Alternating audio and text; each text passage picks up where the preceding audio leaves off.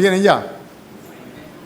Recuérdales que se sujeten a los gobernantes y autoridades, que obedezcan, que estén dispuestos a toda buena obra, que a nadie difamen, que no sean pendencieros, sino amables, mostrando toda mansedumbre para con todos los hombres.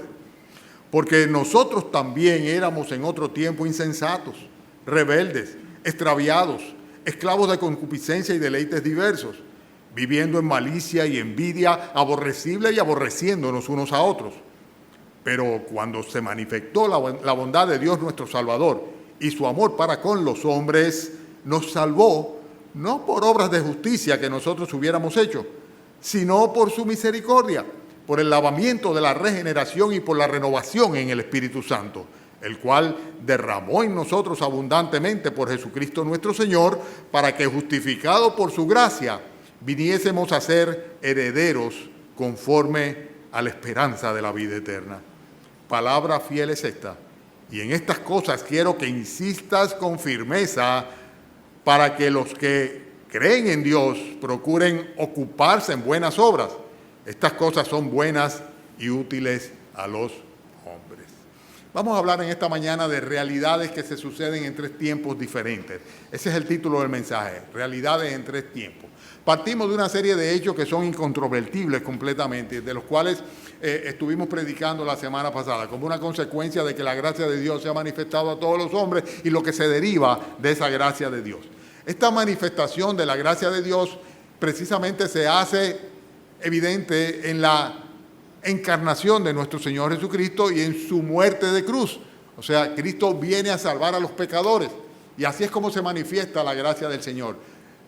El Hijo de Dios, la segunda persona de la Trinidad, vino al mundo para redimir a los pecadores de su culpa y de esta manera hacer para sí un pueblo nuevo, un pueblo justo, un pueblo piadoso, deseoso de buenas obras.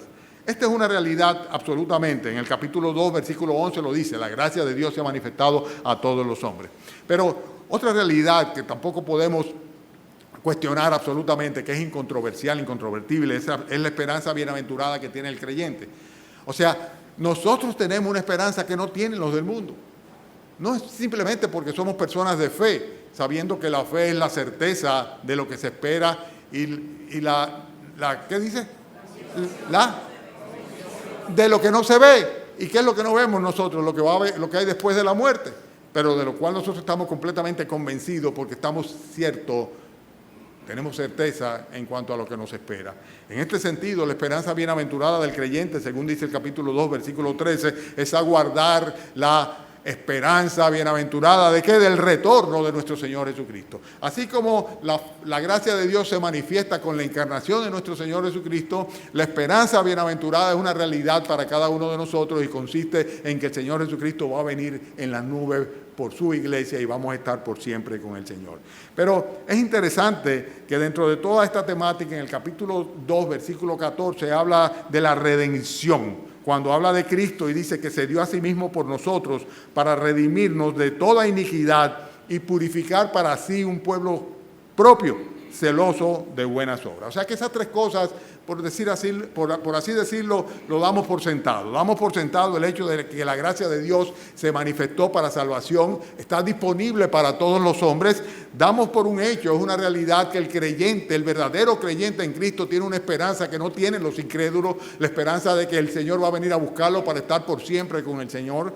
Y además de esto, es una realidad que sencillamente nuestro pecado ha sido saldado, hemos sido redimidos por la sangre del Señor Jesucristo. Él se dio por nosotros, Él pagó por nosotros, de manera que nosotros seamos un pueblo de Él, de su propiedad, de su propio peculio, por decirlo así, y un pueblo que debe estar celoso de buenas obras. Todo esto es, por así decirlo, una antesala para la enseñanza del día de hoy. Hoy vamos a hablar del capítulo 3. En el capítulo 3 vemos tres realidades distintas que se manifiestan en tres tiempos diferentes. Lo primero, la primera realidad, tiene que ver con el pasado que es común a todos los hombres. Los versículos que van del 1 al 3 hablan sobre eso. En el capítulo, de los versículos del 4 hasta el 6, vamos a ver la segunda realidad que tiene que ver con el cambio de vida que se opera en una persona cuando recibe a Jesucristo. Y la tercera realidad son las consecuencias que vienen a ser simplemente un hecho definitivo, definitorio y que evidencia la realidad de que una persona se ha convertido al Señor Jesucristo, es heredero del reino de los cielos, su pecado ha sido perdonado y es un verdadero creyente. Y tiene que ver con la manera como la vida de una persona cambia a partir de su conversión. Lo primero que vemos tiene que ver con el pasado común. Por ejemplo, en el versículo 3 dice, recuérdales que se sujeten a los gobernantes, que obedezcan, que estén dispuestos a toda buena obra. Versículo 2, que a nadie difamen, que no sean pendecieros, sino... Dice, versículo 3, porque nosotros también, ¿qué dice? Éramos en otro tiempo, y da una lista de cosas que éramos en otro tiempo. Tenemos una realidad común todos los seres humanos. ¿Por qué? Porque el pecado está en nuestra naturaleza y consecuentemente no solamente nacemos en pecado, sino que también pecamos. El pecado es algo que nos separa absolutamente de la comunión con Dios. El pecado nos convierte en enemigos de Dios. Vuelvo y repito, enemigos de Dios, adversarios de Dios. Y el pecado consecuentemente nos lleva a la condenación eterna, nos conduce a la condenación eterna, a la muerte eterna. Todo lo que le espera al pecador, y ahí estamos todos nosotros incluidos en nuestro estado natural, es la muerte y la condenación. Así como estamos seguros de que todo el vivo va a morir y va a ir a un sepulcro, a menos que Cristo venga a buscarlo luego de haberlo redimido en su segunda venida, pues estamos completamente seguros también de que espiritualmente no hay vida en nosotros. Hay muerte espiritual por cuanto el Espíritu de Dios no habita en el corazón, en el alma de un incrédulo. Y consecuentemente no hemos sido vivificados por el Espíritu Santo. Entonces, por el contrario, ¿qué es lo que se manifiesta en nosotros? Que somos esclavos de nuestra naturaleza. Lo dice muy claramente en el capítulo 2, versículo 12, cuando dice que cuando la gracia de Dios se manifiesta a todos los hombres, dice, nos enseña que renunciando, ¿a qué dice? A la piedad y a los deseos mundanos, vivamos en este siglo de una manera justa, piadosa, etcétera, etcétera. O sea, tenemos que renunciar a algo que es parte de nosotros. ¿Qué es eso que es parte de nosotros? La impiedad. La impiedad es parte de ti, es parte tuya y parte mía también. Está en nuestros genes, está en nuestra naturaleza, está en nuestro corazón, está en nuestra mente, está en nuestras acciones, en nuestro obrar desde pequeños. Por eso mentimos, por eso somos egoístas, por eso tenemos una cantidad de manifestaciones de pecado en nuestras vidas desde que somos criaturitas. Porque sencillamente somos esclavos de nuestra naturaleza. Y hay una exhortación aquí a renunciar a esta situación, como consecuencia del hecho de que podemos acudir al Señor Jesucristo dejando atrás este tipo de vida, estas manifestaciones en nuestras vidas. Fíjense cómo dice el versículo 3. Dice, nosotros también éramos en otro tiempo, ¿qué dice? Insensatos, rebeldes, extraviados. ¿Qué dice luego? Dice, esclavos de concupiscencias y deleites diversos. Esclavos de nuestra naturaleza, esclavos. La Biblia dice que uno es esclavo de aquello que hace, ¿verdad? Y por eso nuestro pecado nos esclaviza a nosotros, se convierte en un dictador en nuestras vidas. Y hay un conflicto, una competencia que de una manera natural hay en nuestra propia naturaleza y que también tenemos con los demás seres humanos, un conflicto hacia los demás hombres. Por eso dice en el versículo 2 que a nadie difamen, que no sean peleadores o pendencieros. Dice en el versículo 3 que estamos viviendo en malicia, envidia, siendo aborrecibles y aborreciéndonos unos a otros. Y tú dirás, no, yo no soy así. No te excluyas porque todos nosotros hemos estado en esa situación, en una ocasión o en otra ocasión. Es algo que está, vuelvo y repito, en nuestra naturaleza impía, que está llena de los deseos mundanos, de las cosas que nuestros apetitos nos demandan y que nos producen placer. Consecuentemente, dice aquí en el versículo 3 que nosotros también éramos en otros tiempos insensatos, rebeldes y extraviados. ¿A qué se refiere cuando dice que éramos insensatos, rebeldes y extraviados? ¿Rebeldes con quién? ¿Insensato para con quién? ¿Extraviado de quién? De Dios. Está hablando de nuestra relación con Dios. De nuestra relación con Dios. El pasado común que tenemos cada uno de nosotros es que somos esclavos de nuestra naturaleza, que estamos siguiendo la corriente de este mundo, estamos siendo guiados por los apetitos de la carne, que la carne nos esclaviza, que vivimos impíamente, alejados de Dios y que sencillamente lo que hacemos es buscar egoístamente nuestro beneficio, no obstante cualquier sacrificio, cualquier consecuencia que traiga en nuestras relaciones con los demás hombres. Por eso la difamación, como dice acá, el pleito, el conflicto, la envidia, la malicia, el aborrecimiento es parte de la vida de cualquier hombre natural que no tiene a Cristo en su corazón. Pero lo peor de todo es el hecho de que somos personas insensatas, somos personas rebeldes y somos personas extraviados en nuestra condición natural, en nuestra relación con Dios. Ahora, este es un tiempo en particular, por eso digo, son realidades en tres tiempos. Tú podrás decir cualquier cosa, pero eso es una realidad. Ese es un retrato perfecto, ¿verdad?, de lo que nosotros somos. La Biblia lo dice, sencillamente de lo que somos en nuestro estado natural.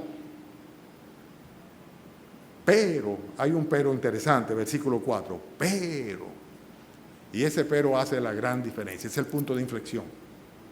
Que dice el versículo 4, pero cuando se manifestó la bondad de Dios, nuestro Salvador, y su amor para con los hombres, nos salvó. A veces es difícil explicarle a una persona que está metida en vicios profundos, en pecados aborrecibles, abominables, cómo Dios tiene el poder para cambiar esa situación y darle una nueva vida, una segunda oportunidad. Y es difícil que lo entiendan, es difícil explicárselo y es difícil que lo entiendan. Más fácil es sencillamente condenarlo, decir, ese se va para el infierno por lo que está haciendo. Pero hay una cosa clara, y es que si la bondad de Dios, nuestro Salvador, se manifiesta para con esa persona, hay un cambio en su vida, porque Él comienza por salvar su alma, por rescatarle, por sacarle de la situación en la que se encuentra. Se produce esa transformación. Siempre hay esperanza si Cristo llega a la vida de una persona. Ahora bien, ¿cómo podemos nosotros tener una nueva vida? Evidentemente, como una consecuencia de la bondad y el amor de Dios. Lo dice ahí, pero cuando se manifestó la bondad de Dios, ¿y qué más dice? Y su amor para con nosotros. Entonces nos salva. La bondad de Dios, el amor para con una raza humana caída se manifiesta a través de la obra salvífica, la obra del Calvario. En otras palabras, si tú dices Dios me ama y no has sido salvo, sencillamente te estás engañando a ti mismo, a ti misma, porque el amor de Dios no ha sido derramado sobre ti porque te hubiera salvado. No tuvieras tú ningún tipo de lugar a dudas en cuanto a tu salvación, en cuanto a tu eternidad. Es una consecuencia directa de la bondad y del amor de Dios cuando se manifiesta la benignidad, el favor de Dios, la misericordia de Dios sobre una persona, pues sencillamente esa persona es salva. Porque cuando se manifestó la bondad de Dios, nuestro Salvador nos salvó. La salvación es sencillamente el resultado de algo ya logrado por el Señor Jesucristo y que se aplica sobre un alma que recibe a Cristo por medio de la fe. Y fíjense cómo habla. Tenemos una vida eterna cuando Él nos salva y esta salvación se produce en tres tiempos. O sea, el Señor nos salvó como consecuencia de un hecho consumado por Él, ya lo dijimos. Pero además de esto, tenemos que estar claros que solamente cuando pasamos por un genuino arrepentimiento y nos convertimos de todo corazón a Él, dejando nuestros propios caminos y tomando los caminos de Él, siguiéndole a Él, es cuando realmente nosotros podemos recibir el regalo de la vida eterna. La salvación es algo que se sucede en un momento como consecuencia de lo que Cristo hizo, pero que se proyecta hasta la eternidad. Y es interesante aquí lo que dice el versículo 4 al versículo 6. Si ustedes se dan cuenta, en esos versículos del 4 al 6, la Trinidad aparece completa, involucrada con la obra de la redención de los hombres. Fíjense claramente como lo dice aquí. O sea, en base a la obra de redención del Hijo, entonces el Padre perdona y envía el Espíritu Santo. Dice, pero, versículo 4, cuando se manifestó la bondad de Dios, nuestro Salvador. Entonces luego en el versículo 5 dice, nos salvó no por obra de justicia que nosotros hubiéramos hecho, no por su misericordia, por la renovación de ¿quién dice? Del Espíritu Santo, el cual derramó en nosotros abundantemente por Jesucristo nuestro Salvador. La obra completa de la Trinidad. Y la pregunta es la siguiente, o sea, ¿has recibido tú la bondad y el amor de Dios? ¿Has sido tú salvo de la condenación eterna? O sea, el Señor te salvó de la condenación que te espera. ¿Ha sido tu vida cambiada, transformada como consecuencia de este Espíritu Santo que Dios derrama abundantemente sobre el creyente en el momento en el cual se arrepiente de sus pecados y de todo corazón le recibe como su suficiente y único Señor y Salvador? Porque si es así, entonces tu vida tiene necesariamente que cambiar. Porque tú has sido objeto de la bondad de Dios y del amor de Dios. Si Dios te ama de verdad, Dios te salva. Eso es lo que Dios quiere. Dice la Biblia que Él no quiere que ningún hombre se pierda, que ningún ser humano se pierda, sino que todos procedan a un arrepentimiento. Él ama de tal manera al mundo pecador, a todos los hombres, que entregó a su Hijo unigénito para que todo aquel que en Él crea no se pierda, sino que tenga vida eterna. Y si es así, si el Señor vino y te perdonó y te salvó, entonces va a suceder un cambio en tu vida necesariamente. Esa es una realidad como consecuencia de la conversión. O sea, fíjate cómo dice el versículo 5. Yo creo que es uno de los versículos más gloriosos que debemos tener subrayado nosotros en nuestras Biblias. Cuando se manifestó la bondad de Dios nuestro Salvador y su amor para con nosotros, ¿qué dice? Nos salvó, ¿cómo dice? No por obras de justicia que nosotros hubiéramos hecho, sino por su misericordia, por el lavamiento de la regeneración y por la renovación en el Espíritu Santo. En primer lugar, este cambio de vida no viene como consecuencia de nuestros propios méritos. Esa salvación no es algo que nosotros nos ganamos absolutamente. La Escritura enseña que nosotros somos salvos por gracia, por medio de la fe, por simplemente confiar en el Señor, y que no es por ninguna obra humana para que nadie pueda gloriarse de esa salvación. Pero además de esto dice que es por su misericordia. ¿Y ustedes saben lo que es misericordia? Misericordia es una gracia inmerecida naturalmente, pero que es derramada sobre una persona que es mísera o miserable, o sea que está pasando miseria. Y muchas veces ese es el gran impedimento, el orgullo humano. Por eso dijo el Señor, bienaventurados los pobres de espíritu, los que realmente padecen pobreza de espíritu, que necesitan que Dios tenga misericordia de ellos, porque de los tales es el reino de los cielos. No por obra de justicia, por su misericordia, y luego dice por el lavamiento de la regeneración. Se trata sencillamente del inicio de una nueva vida. La Biblia habla del lavamiento a través de la palabra.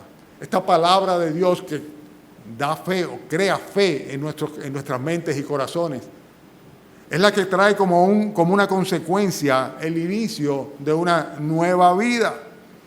Una nueva vida mediante la cual sencillamente las cosas viejas pasan y aquí todas son hechas nuevas. Es aquel conversatorio entre Jesús y Nicodemo. Es necesario, Nicodemo, nacer de nuevo. Pero ¿cómo es posible? Ya yo soy un hombre viejo. Estoy parafraseando. Dice, no te maravilles de que te haya dicho que te es necesario nacer de nuevo. El que no naciere de agua y del Espíritu no puede entrar en el reino de Dios. ¿Por qué? Porque sencillamente lo que es nacido de la carne, carne es, y lo que es nacido del Espíritu, o sea, del Espíritu Santo, es lo que realmente es Espíritu.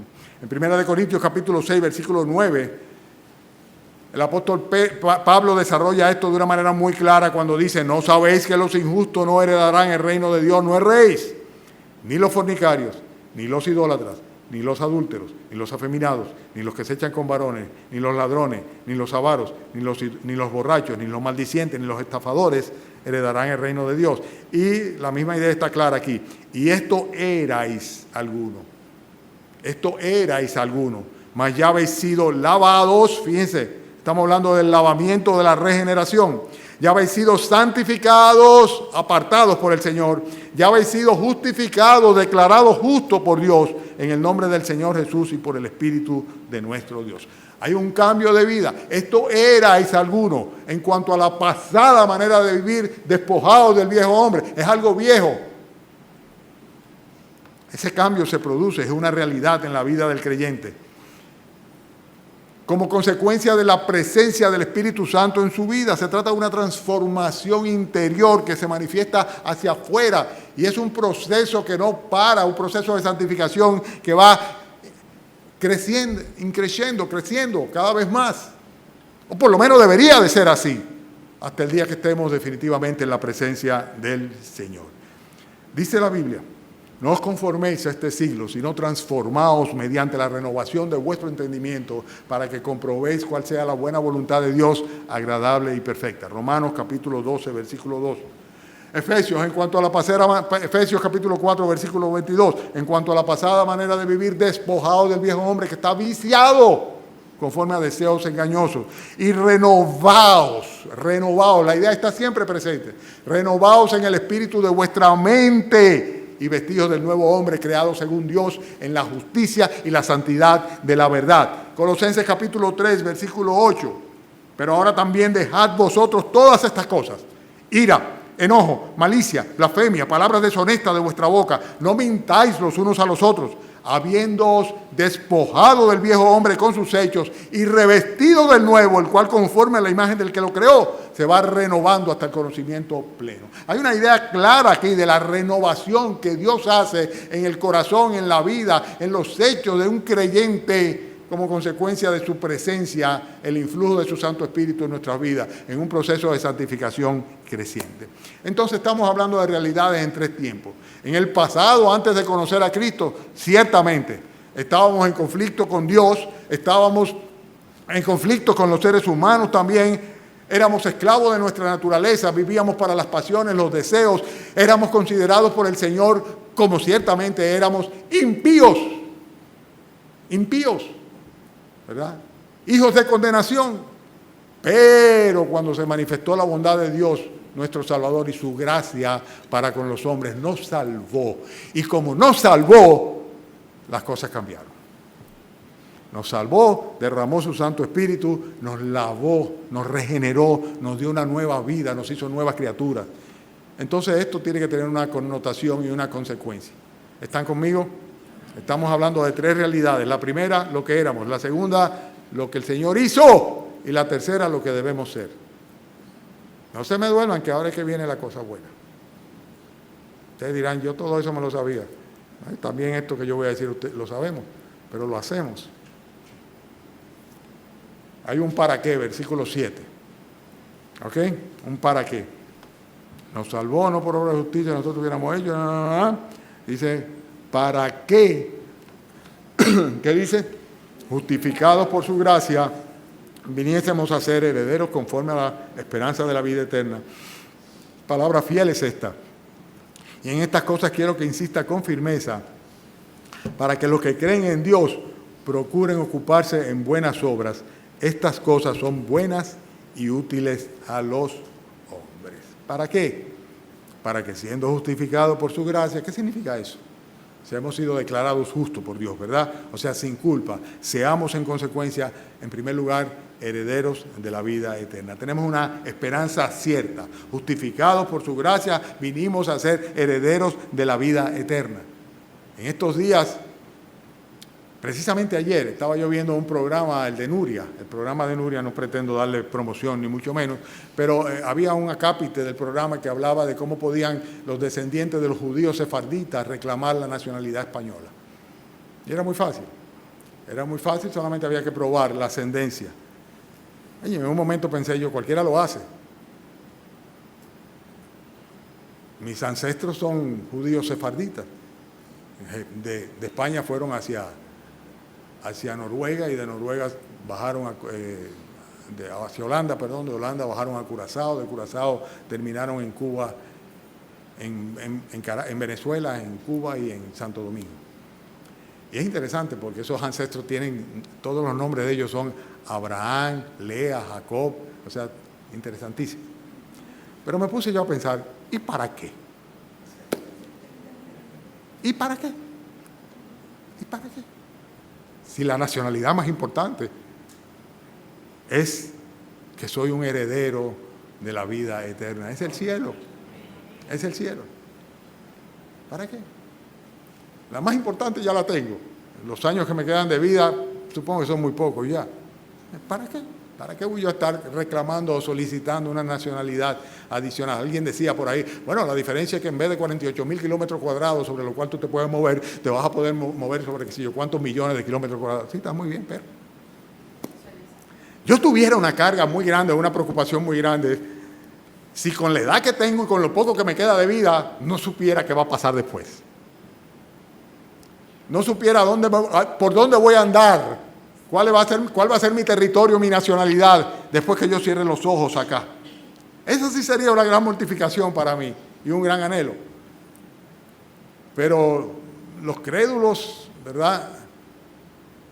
Sencillamente aceptan cualquier mentira con tal de conseguir un beneficio. Por ahí hay unos herederos de una familia tal, ¿verdad? ¿Se recuerdan la familia qué es? Rosario, ¿verdad? Que han sido timados, ¿verdad? Por personas que le han prometido una herencia muy cuantiosa que van a recibir. Y la gente se pone loca.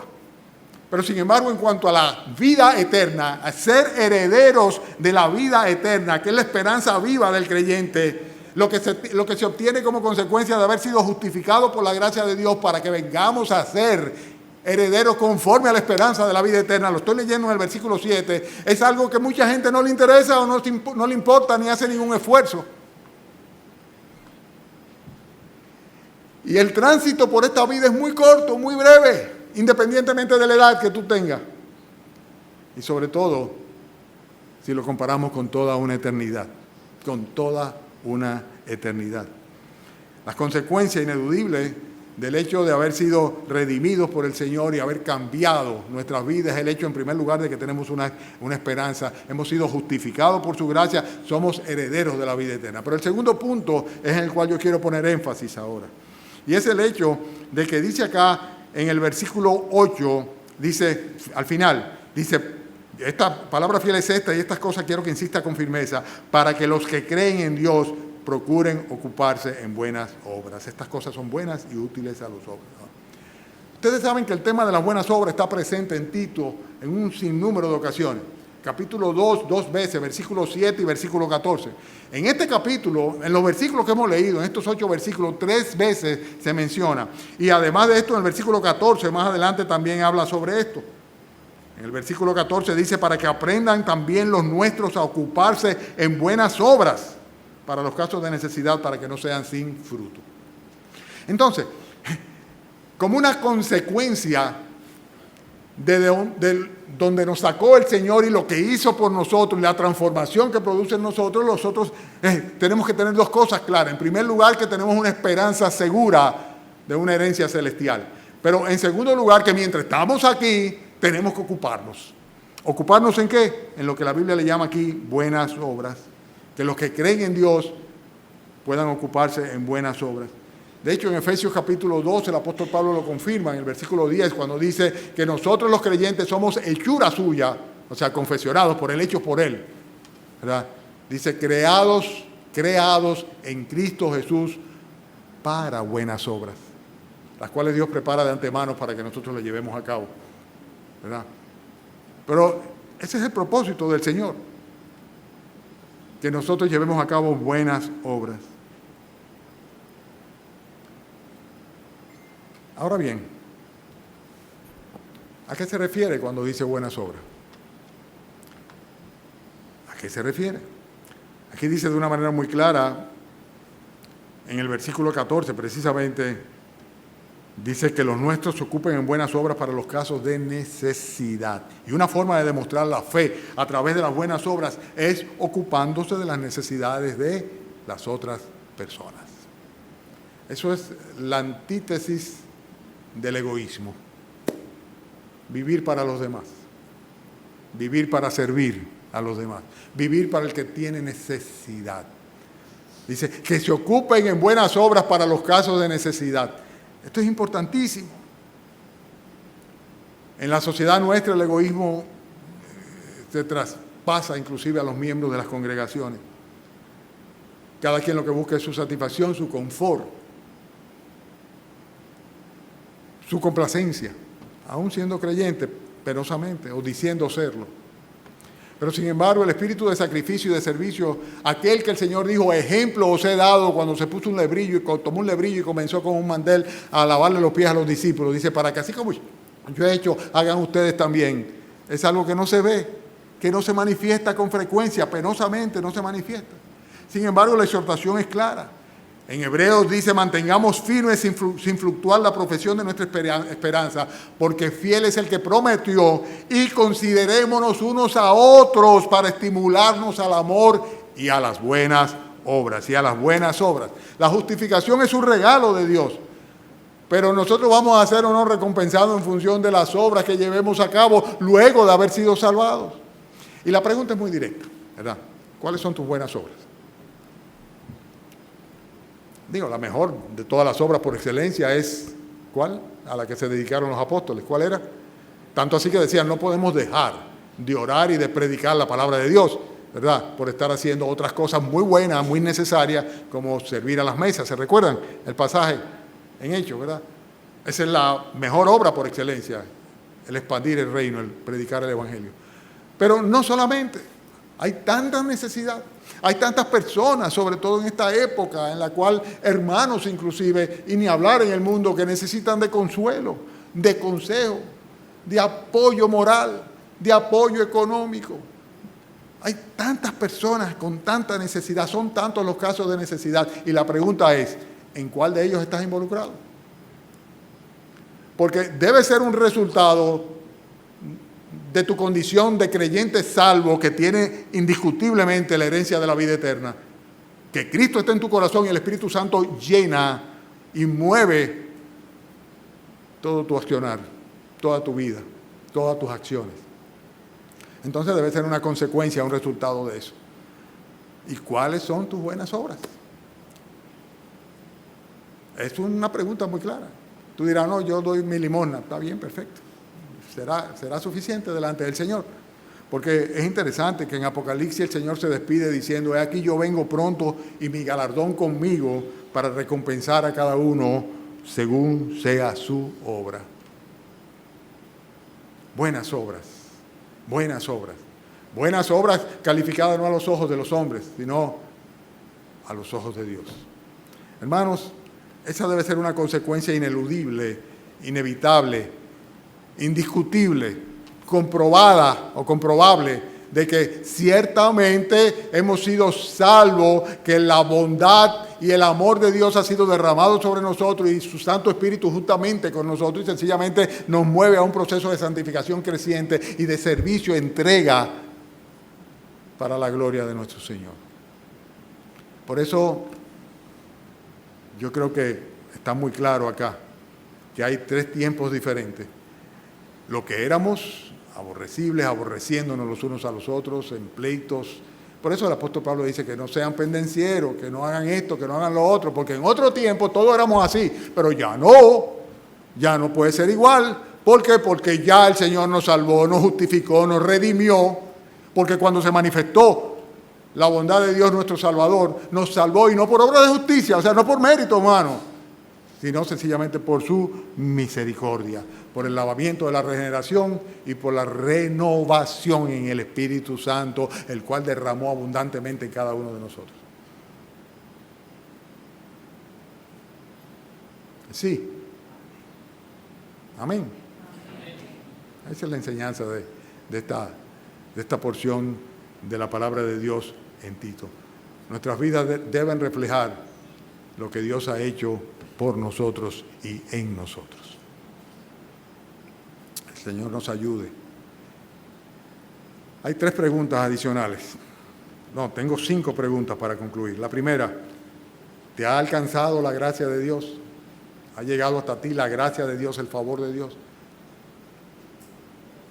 La que se ha manifestado a todos los hombres. La segunda, la tengo apuntado. ¿Has sido salvo tú? ¿Has sido salva tú de la condenación eterna? La tercera pregunta, ¿eres un heredero del reino de los cielos? La cuarta pregunta, ¿ha sido tu vida cambiada? ¿Ha habido un cambio en tu vida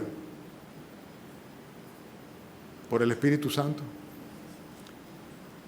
Quinto, ¿vives para Dios, obrando a favor y para el bien de todos los demás? Y hay una última pregunta, la sexta. Tal vez quieres tú entregarte hoy a Jesucristo para que Él perdone tus pecados y cambie tu vida para siempre.